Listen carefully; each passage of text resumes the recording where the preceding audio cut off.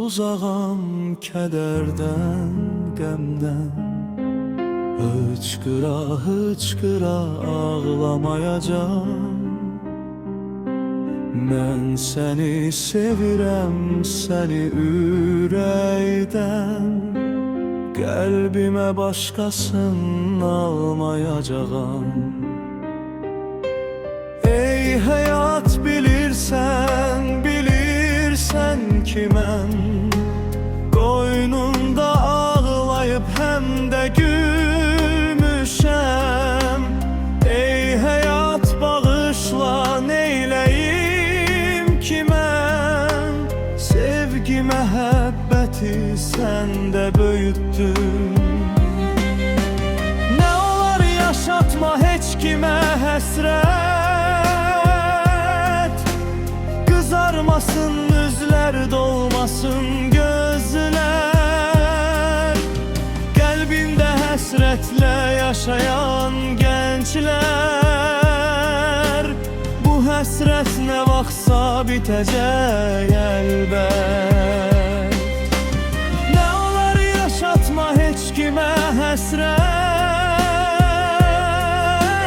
Qızarmasın üzlər, dolmasın gözlər.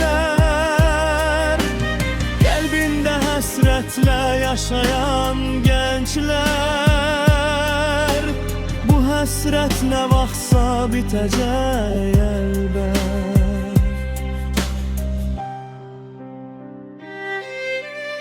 Ölümdür fikrimcə ən haqlı qanun. Varlıya, kasıba baxmır o heç vaxt. Namını alacağız ağuşuna.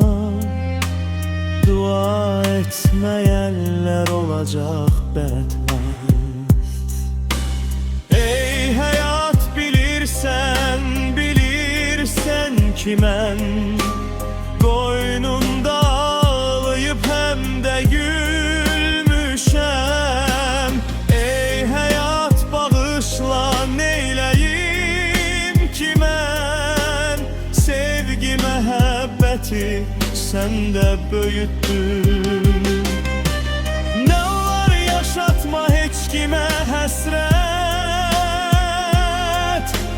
Qızarmasın üzlər, dolmasın gözlər. Qəlbində həsrətlə yaşayan gənclər,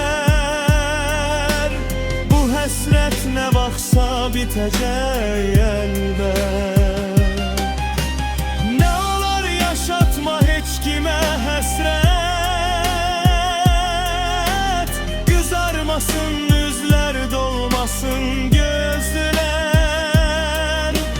Qəlbində həsrətlə yaşayan gənclər,